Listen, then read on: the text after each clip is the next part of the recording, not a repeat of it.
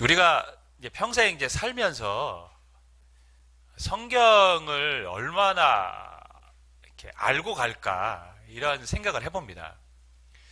이렇게 제가 목사이지만 저도 성경을 공부하면서 가는데 그게 정말 내가 성경을 얼마나 그러니까 얼마까지 알아갈 수 있을까 이런 생각을 가져요. 근데 평신도 우리 신앙생활 하시는 분들은 아무래도 더더욱 그러한 것이 부족하겠죠. 그래서 저는 될 수 있는 한 우리가 이 예배를 통해서 하나님의 말씀을 배울 수 있으면 그게 우리에게는 굉장히 큰 유익이다라고 저는 생각이 됩니다. 갈라디아서가 굉장히 실은 딱딱한 서신서입니다. 왜냐하면 굉장히 교리적인 서신서거든요. 그래서 설명을 하고 그것이 우리에게 올 때는 지루하게 다가올 수 있어요. 여러분이 좀 감안하시고 좀 들으셔야 합니다. 육상 경기 중에 계주 경기가 있습니다. 뭐 400미 계주를 한다고 하면 100m씩 이제 한 계주자가 나눠서 뜁니다.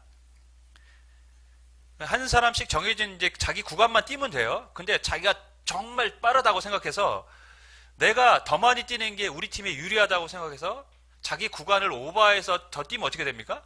그 팀은 그냥 실격입니다. 그러니까 자기 정해진 구간에 최선을 다해서 뛰는 게 계주자의 역할인 거예요. 그 이상을 가서는 안 됩니다. 그리고 다음 주자에게 바통을 넘겨주면 되는 거예요. 그것까지가 끝입니다. 바울이 갈라디아서 4장에서 율법과 은혜에 대해서 계속해서 이제 설명을 하는데 4장에서 설명하는 것이 바로 이것입니다. 율법의 시대에서 은혜의 시대로 넘어갔다라는 거예요. 율법은 자신의 역할을 하고 넘겨주었다는 것이죠. 성경은 인류의 역사를 구속의 역사로 설명을 합니다. 하나님이 창조하시고 인간을 구속하시고 구원하시고 나중에 영원한 나라에 살게 하는 그 처음과 끝이 있는 구속의 역사로 설명합니다. 그걸 우리가 이제 계주 경기로 보면 하나님이 이 구원의 역사를 진행하시는데 율법이라는 주자를 쓰고 은혜라는 주자를 쓴 거예요. 근데 율법은 자기의 역할을 하고 어떻게 된 겁니까? 이제 은혜에게 넘겨주고 떠난 것과 같다라고 바울은 4장에서 설명하고 있다는 것이죠. 그래서 우리가 오늘 4장에서 구체적으로 율법과 은혜에 대해서 어떻게 설명하고 있는지 살펴보도록 하겠습니다. 4장에 우리가 들어가기 전에 용어들에 대해서 먼저 알 필요가 있습니다. 1절을 보면 내가 또 말하노니 유업을 이을 자가 모든 것의 주인이나 어렸을 동안에는 종과 다름이 없어서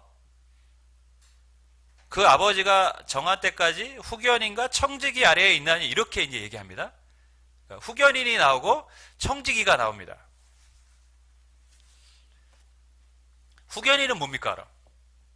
후견인은 뭐냐면 로마 시대에는 아이가 성인이 되기까지 주인의 아들을 가르치는 종이 있었어요.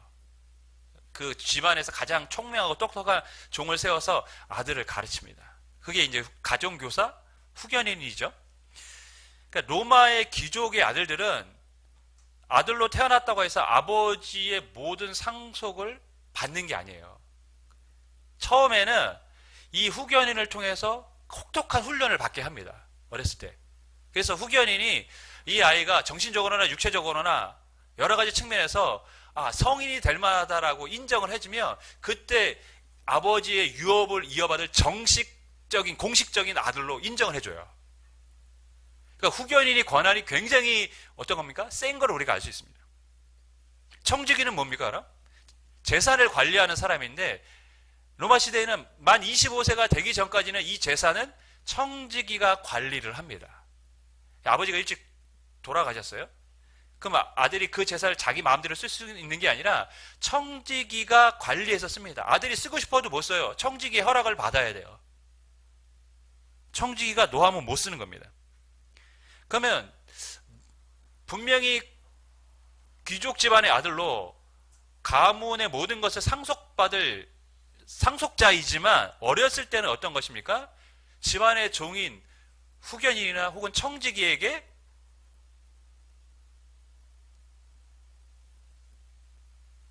그들의 말을 따르고 그들이 시키면 시키는 대로 해야 되는, 어떤 면에서는 그들 밑에 있는 것처럼 보이는 삶을 산다라는 것이죠. 그래서 바울이 유업을 이을 자가 모든 것의 주인이나 어렸을 동안에는 종과 다름이 없어서 그 아버지가 정한 때까지 후견인과 청직이 아래에 있다, 이렇게 얘기한 겁니다. 실질적으로는 신분적으로는 높지만 근데 어렸을 때 삶을 보니까 그들 밑에 있더라, 이런 것이죠. 근데 그 청지기와 후견인 그리고 기업을 물려받을 아들의 관계가 율법 아래에 있는 우리와 관계와 같다라고 바울이 설명을 하고 있는 것입니다. 3절을 보면 이와 같이 우리도 어렸을 때에 이 세상의 초등학문 아래에 있어서 종노릇 하였더니. 어렸을 때는 언제일까요? 그러니까 유업을 물려받을 아들이 진정한 상속자로 인정받기 전에는 유업을 물려받을 수 없었잖아요. 마찬가지로 우리가 하나님의 유업을 물려받기 전까지죠. 하나님이 인정하시는 때가 오기 전까지 그렇게 이해하시면 됩니다. 나중에 제가 좀 더 자세히 설명해 드리겠습니다.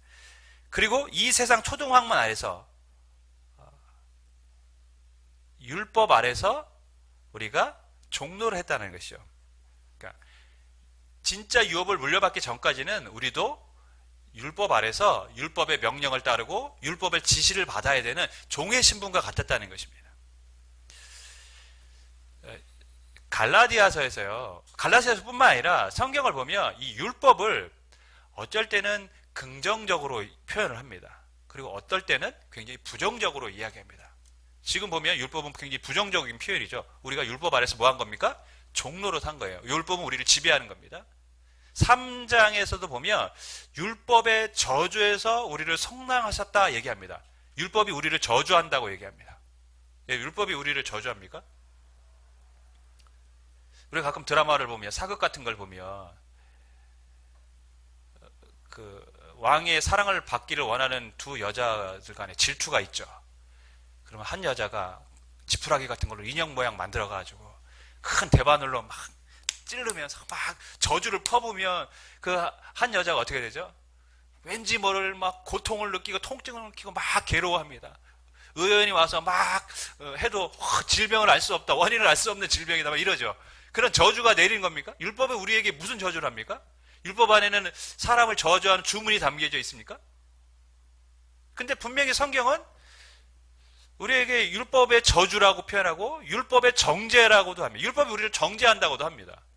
율법을 굉장히 부정적인 측면에서 얘기할 때가 많아요. 또 반면에 율법을 긍정적인 측면에서도 얘기할 때가 있어요. 3장에서는 율법은 우리를 그리스도께 인도하는 초등교사이다, 이렇게 얘기했어요. 그러니까 율법은 우리를 그리스도께 인도하는 역할을 하는 굉장히 좋은 역할을 하는 것으로 우리에게 설명을 해주고 있습니다. 어쩔 때는 부정적이고 어쩔 때는 긍정적입니다. 이거는 기준이 있어요. 어느 기준으로 봤을 때 그러냐는 것이죠.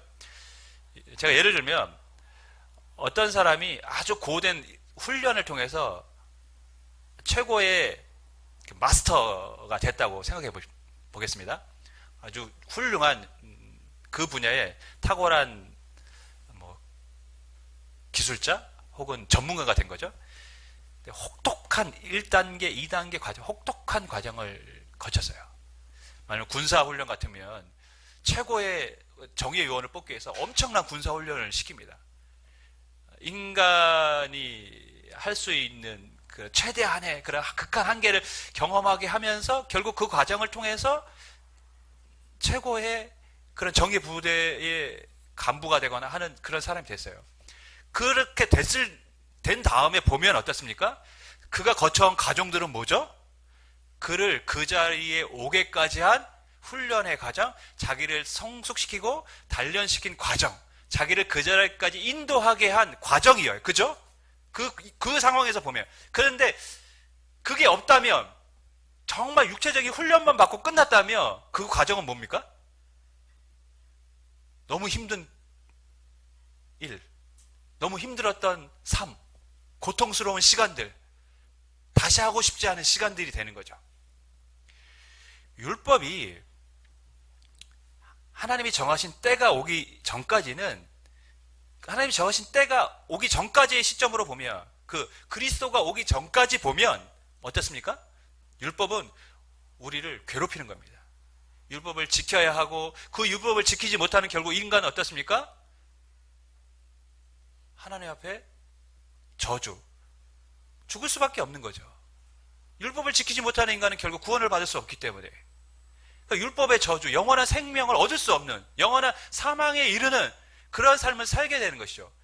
그리스도가 오기 전 시점에서 보면 그렇다는 것입니다. 그런데 그리스도가 오고 난 다음에 보니까 율법은 어땠습니까? 율법은 우리가 죄인인 걸 깨닫게 해주는 거예요. 내가 율법을 지킬 수 없구나. 난 죄인이구나. 그러면서 그리스도의 은혜가 필요한 자라는 것을 알게 하고, 결국 율법이 우리를 그리스도께 인도하는 역할을 한다는 것이죠. 즉, 후견인과 청지기의 역할은 언제까지입니까? 여러분, 아버지가 정한 때까지입니다. 아버지가 정한 때를 지나서 그 역할을 하면 그 큰일 나는 일입니다. 율법의 역할은 어디까지입니까? 아버지가 정한 때까지예요. 하나님 아버지가 정한 때. 언제입니까? 그리스도가 오기 전까지. 율법의 역할은 거기까지입니다. 그 이후에는 은혜의 시대입니다. 은혜가 지배하고 다스리는 시대입니다. 그래서 바울이 4장을 어떻게 시작합니까? 4절을 어떻게 시작합니까? 때가 참에 하나님이 그 아들을 보내사. 때가 찼다. 드디어 우리가 율법 아래에서 종로를 했는데 이제 그것을 그만둘 때가 되었다는 것이죠. 마치 아버지가 정한 때가 돼서 아들이 이제 유업을 상속받아서 청지기와 후견인의 종로로 타는 것을 그만둘 때가 된 것처럼, 이제 우리가 율법의 종로로 할 때가 했던 것을 그만둘 때가 되었다라고 지금 말씀하고 있습니다. 그게 언제입니까? 아들을 보내셨을 때. 자, 하나님은 하나님의 때를 기다리셨습니다.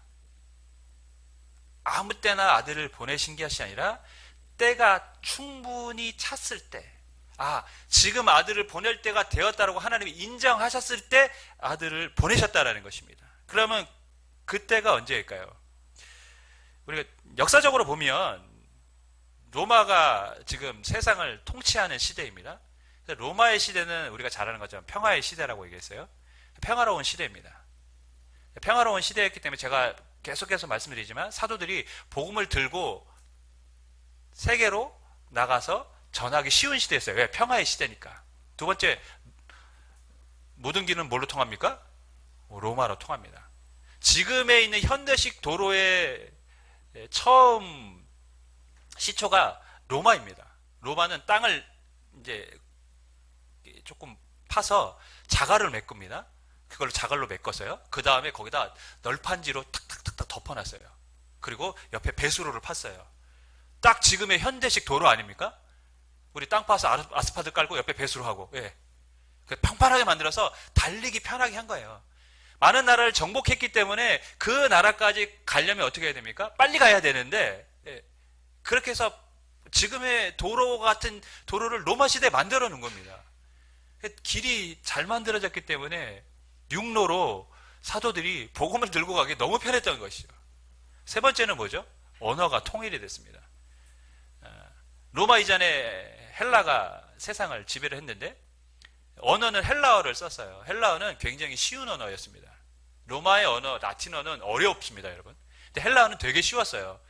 근데 이 헬라어가 전 세계에 통용이 됐어요. 왜? 헬라어가 이미 세계를 지배했기 때문에. 그래서 헬라말을 썼습니다. 여러분, 언어가 통일된다는 게 얼마나 복음을 전하기 쉽습니까?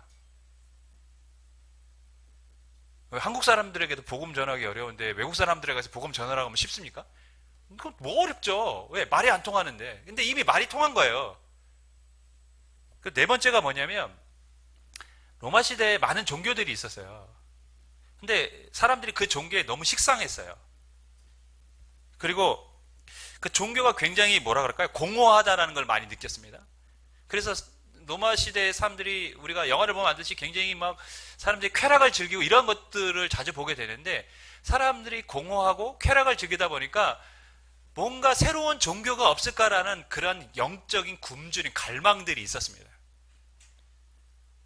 그래서 이 복음이 폭발적으로 로마의 시대에 사람들에게 흘러들어갈 수 있었다는 것이죠. 하나님은 때를 기다렸습니다. 무슨 때입니까? 하나님의 복음이, 주의 복음이 온 세상에 쉽게 퍼져갈 수 있는 그때를 하나님 기다리고 계셨다가 그때에 아들을 보내셨다는 것이죠. 근데 특징이 있어요. 오늘 보면 여자에게서 나게 하시고 율법 아래에 나게 하셨다. 여자에게서 나게 하셨습니다. 여자에게서 나게 하셨다는 것은 사람의 몸으로 오셨다는 것이죠. 사람의 몸으로 아들을 보내셨어요. 그런데 또 하나의 특징은 율법 아래에 나게 하셨다. 즉 율법의 지배를 받게 하셨다고 말씀합니다. 왜 그러셨을까요? 왜 여자에게서 나게 하셨을까요? 왜 율법 아래에 나게 하셨을까요? 성경은 그 이유에 대해서 이렇게 얘기하죠. 율법 아래에 있는 자들을 속량하기 위해서 그렇다. 율법 아래에 있는 자들을 속량하기 위해서. 이게 설명이 좀 필요합니다. 미녀와 야수 보셨습니까? Beauty and the Beast. 예, 아시죠? 미녀와 야수. 미녀와 야수에서 야수와 그 성 안에 있는 사람들은 저주를 받아서 야수가 되고 혹은 이상한 물건으로 다 바뀐 사람들이에요.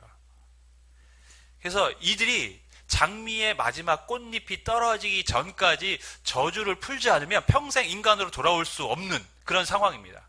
그게 미녀와 야수의 저주받은 사람들이에요. 저주를 풀기 위해서 어떻게 해야 됩니까?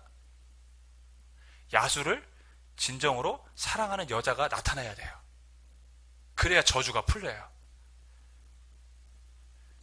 근데 여러분, 누가 이 저주를 풀어줍니까? 한 여인이 성 안에서 야수와 살면서 뭐 줄거리는 제가 얘기 안 해요. 하여튼 야수와 살면서 야수의 진심을 보게 됩니다. 그러면서 야수를 조금씩 사랑하는 마음이 생기며 진짜 사랑하게 됨으로 저주가 딱 풀렸던 것입니다. 한 여인이 성 안으로 들어가서 그 요구했던 거 있잖아요. 그것을 해결을 해야 됩니다. 왜 하나님이 아들을 사람의 모습으로 보내셔서 율법 아래에 나게 하셨는가? 인간을 구원하기 위해서 하나님은 인간의 모습으로 오셨습니다. 근데 율법의 저주가 있어요. 율법을 지키지 않으면 우리는 다 어떻습니까? 죽습니다. 그래서 하나님이 친히 오셔서 그 율법의 요구를 다 들어주신 것이죠. 다시 말해서 율법을 온전히 지키심으로 율법의 저주에서 우리를 해방케 하신 것입니다. 그래서 성경은 지금 율법 아래 나게 하셨다. 그래서 우리를 율법 아래 있는 우리를 속량, 구원하셨다라고 지금 말씀하고 있는 것입니다. 지금 이해되셨죠? 예.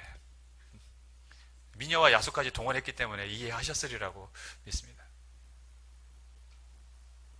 우리가 보통 그런 거 있잖아요. 어떤 사람들을 뭐 영화 같은 데 보면 어떤 사람들은 막 압제하고 있는데 너희들 중에 누가 내가 요구하는 것을 다 들어주면 내가 너희를 풀어주겠다 했는데 그 안에 아무도 그것을 할 수 있는 능력자가 없는 거예요. 그래서 그것을 보고 안타까운 사람이 와가지고 어떡합니까? 친히 그 모든 과정들을 다 겪으면서 결국에 그 사람이 요구했던 것을 딱 들어주면서 야, 네가 이겼다. 가라. 이러한 것과 비슷하다는 것이죠. 하나님이 인간은 율법을 지킬 수 없는 존재예요. 그러면 이 율법의 저주를 피할 수 없는 존재들이라는 것이죠. 그러니까 율법이 우리를 저주를 내린다는 게 아니라 율법의 저주는 결국 율법을 지키지 못함으로 우리가 죽을 수밖에 없는 존재라는 것이죠. 결국 인간은 그런 존재인데 결국 하나님의 아들이 오셔서 어떤 신비한 능력을 갖고 신이 와서 그냥 우리를 손으로 이렇게 건져서 구원하는 게 아니라는 거예요. 그거는 진짜 구원이 아닌 거예요. 하나님의 아들 인간의 몸으로 와서 그 삶의 현장에서 우리와 같은 삶을 살다가 율법의 요구를 다 들어주심으로 우리를 구원하셨을 때 그것이 진짜 구원이라는 것이죠. 그래서 예수님은 이 땅에 여자에게서 나게 하시고 율법 아래 나게 하셨습니다. 왜? 율법 아래 있는 우리를 다 구원하시기 위해서. 두 번째, 아들을 보내신 이유, 아들의 명분을 얻게 하시고 우리에게 아들의 명분을, 우리를 아들로, 자녀로 삼아주시기 위해서. 여러분, 이스라엘 백성들이 자신들이 하나님의 백성들이라고 굉장히 자부심이 있었어요. 그죠? 우리는 하나님의 자녀, 하나님 택함을 받은 자, 율법을 지킬 때. 근데 그들이 우리가 하나님의 아들이다라는 표현을 쓴 적 봤습니까? 없어요. 그냥 하나님의 백성이지 아들이 아니에요. 그들은 율법을 철저히 지키고 있을 때 그들은 우리는 하나님의 택함을 받은 백성들이라고 생각했지 하나님의 자녀라고 생각은 하지 않았어요. 어떻게 하나님의 자녀를 감히 함부로 붙일 수가 있습니까? 그 거룩하신 하나님을. 예수님이 왜 사람들에게 네가 신성모독했다라는 이야기를 들었습니까? 내가 하나님의 아들이다 이렇게 얘기했기 때문에. 감히 인간이 어떻게 하나님의 아들이라고 할 수 있어? 근데 우리를 하나님의 아들로 삼으시기 위해서 예수님을 이 땅에 보내셨다는 것이죠. 여러분, 왜 그러면 구약의 이스라엘 백성들은 하나님의 아들이라고 부르지 못하고 왜 신약의 그리스도인들만 하나님의 아들, 자녀라고 부를 수 있을까요? 인간이 죄의 문제를 해결하지 못하면 인간은 결국에 뭡니까? 죄인이죠. 예. 다시 말해서 주님의 피로 사함을 받기 전까지 성령께서 예수의 영, 주님의 영이 우리 가운데 임할 수가 없어요. 율법으로는 죄사함을 받을 수가 없습니다. 그리스도의 피로만 죄사함을 받아요.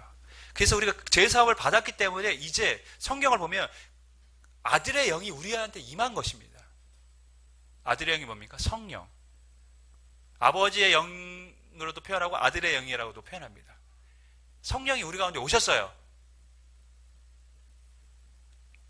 그래서 우리가 아들의 명분을 얻게 된 것입니다. 그러니까 구약의 왜 백성들은 아들이라 부를 수 없었는가? 그들은 죄사함을 못 받았거든요. 그리스도의 피로. 그리스도의 피로 죄사함을 받는 우리만 성령을 선물로 받았거든요. 그래서 우리는 하나님의 자녀가 된 것입니다. 굉장히 지금 신학적인 이야기예요. 여러분, 딱딱할 수 있지만 하지만 분명히 알아야 될 상황입니다. 왜 우리가 하나님의 자녀가 되는가? 죄사함을 받고 성령을 받았기 때문입니다.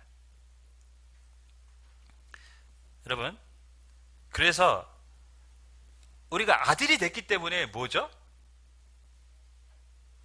청지기와 후견인 밑에 있을 때는 아버지의 유업을 아직은 물려받을 사람이 아니에요. 그죠? 율법 아래에 있을 때는 하나님의 나라를 물려받을 수가 없어요. 왜? 아들이 아니니까. 근데 우리는 이제 예수 그리스도를 믿음으로 하나님의 자녀가 됐기 때문에 하나님의 나라, 유업, 천국을 받을 수 있는 존재가 된 거라는 것이죠.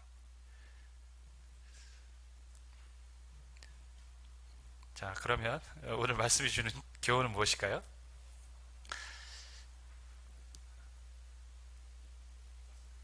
이게 제가 이 마스크를 다 쓰고 있어가지고 여러분의 표정을 정확하게 읽을 수가 없어요. 이게 지금 어렵게 느끼시는 건지 이해하고 듣고 계시다는 건지 제가 지금 파악이 안 돼가지고 굉장히 좀 난감합니다. 하지만 우리가 정말 저는 우리가 공부를 해야 될 이유 중에 하나가 이렇게 우리가 믿음이나 이런 신앙의 근거를 우리가 가지고 있어야 이단에게 흔들리지가 않는 거예요. 헛소리하는 이단들. 말도 안 되는 이야기 하거든요. 성경을 알면 진짜 말도 안 되는 이야기인데 모르면 거기 혹 하고 넘어가는 거예요.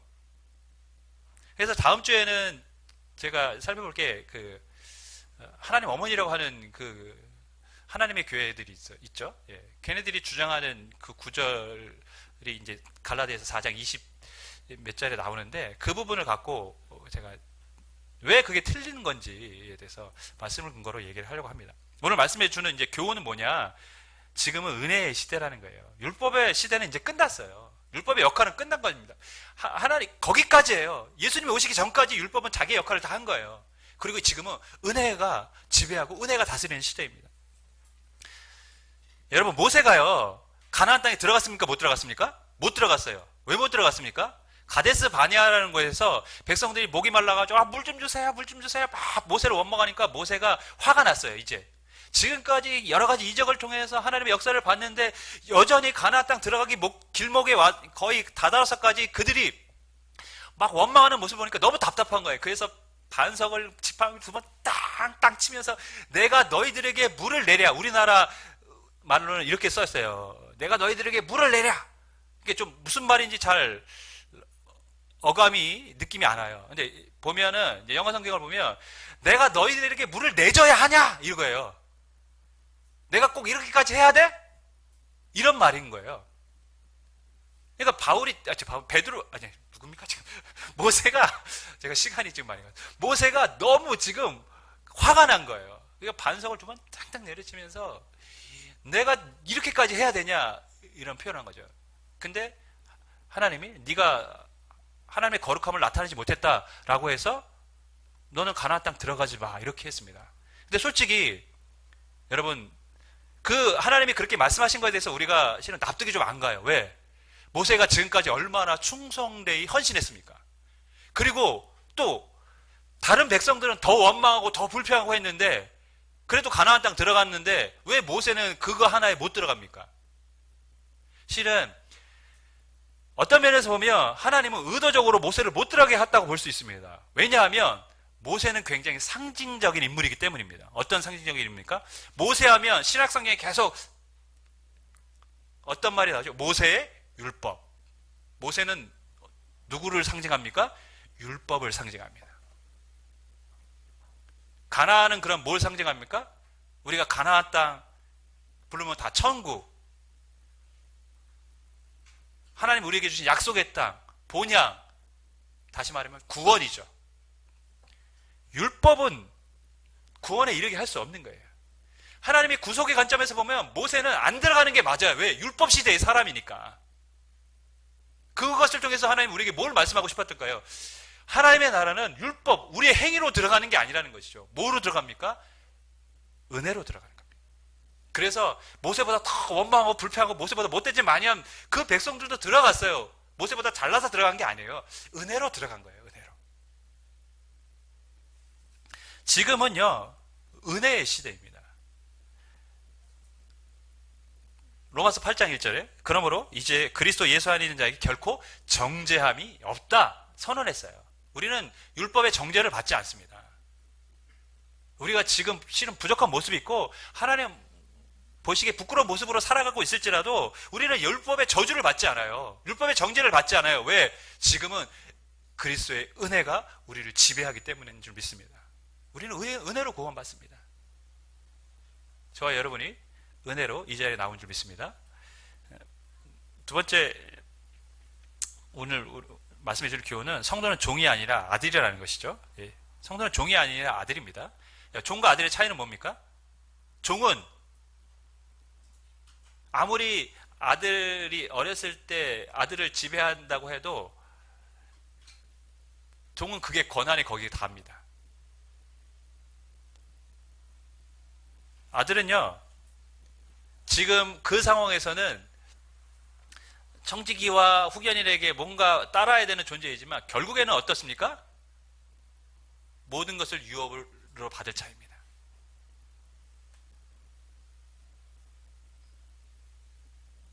우리가 이 땅을 살면서 잠시 볼 때는 다른 사람들에 비해서 조금 좋지 못한 환경 속에서 살아갈 수 있습니다.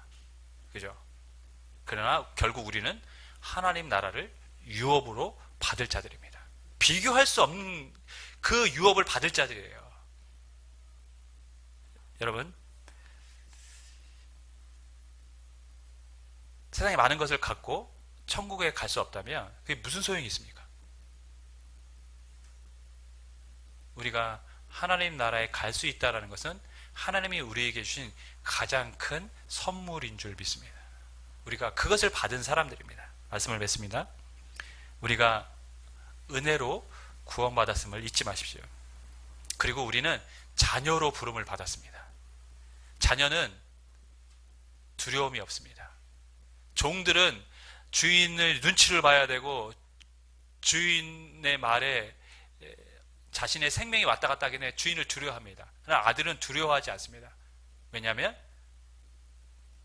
아버지가 자신을 지켜줄 걸 알기 때문에. 우리는 아들로 부름을 받았습니다. 하나님 나라를 유업으로 받을 뿐만 아니라 이 땅에서 하나님이 우리를 지켜주십니다. 여러분, 조금 세상이 참 그리스도인들이 신앙생활하기 어렵습니다. 하지만 우리가 분명히 자녀로 부름받았기에 하나님이 우리를 지켜주실 줄 믿습니다. 담대하게 나아가면 믿음 안에서 승리하게 될 것입니다. 우리가